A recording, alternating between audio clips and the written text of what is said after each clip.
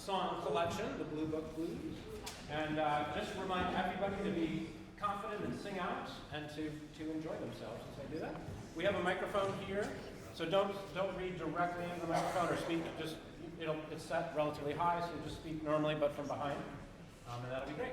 All right, looking forward to some great presentations.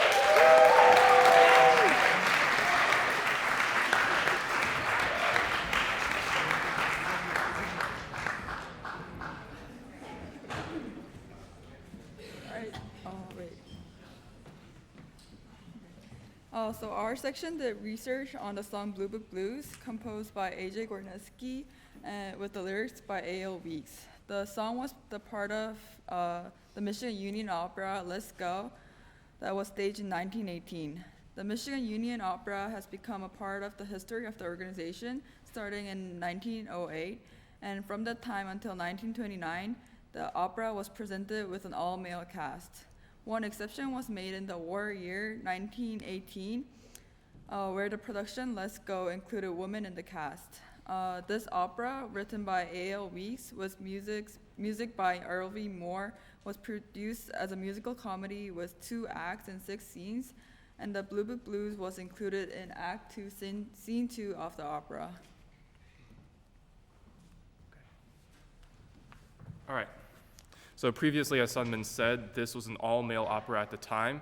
The previous year, in 1917, there was an article published in the Michigan Daily about the taller one, the brighter color, described men playing feminine roles inside other operas. But because when Bluebook Blues, when Let's Go rolled around, they have lost many talented male actors because they have been enlisted in the war. So they could either try to throw a show with the lack of talented actors, or they can incorporate women to fill in those roles that men could not. And Let's Go was a reflection of women activism and awareness during the First World War. The Weaker Sex is a song in the opera Let's Go, and it features several narratives such as Helen of Troy in Greek mythology and the ancient Egyptian queen Cleopatra and the cartoon character Pocahontas, if you have watched the Disney films. And the song means to demonstrate that women is an equal sex as men, and there's no superiority or inferiority in sex.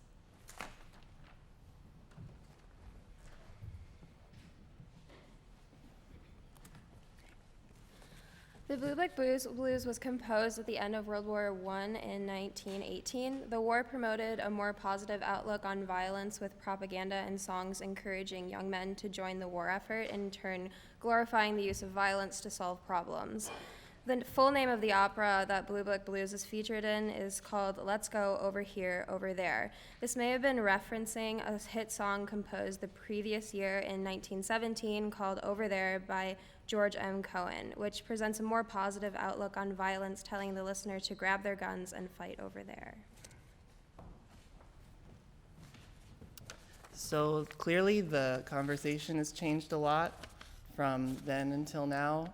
Now we're trying to be more sensitive, and as back then it was seen more of as a joke in terms of like gun regulation and violence. So to be more sensitive today, we were hoping to take a vote on whether you wanted to hear the third verse of this song. It depicts violence towards a specific person, which is why we left it out today, compared to the lyrics of Over There, which just depict guns and violence in general. So if there's anyone in the room who would not like to hear it today, could you please raise your hand? Okay.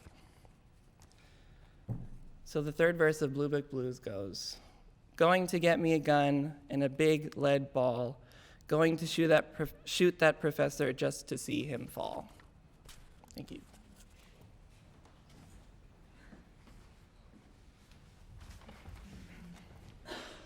On a lighter note, the sort of historical through line of Bluebook Blues is this pressure to perform well as a student, which we all experience here at the University of Michigan, at least I do.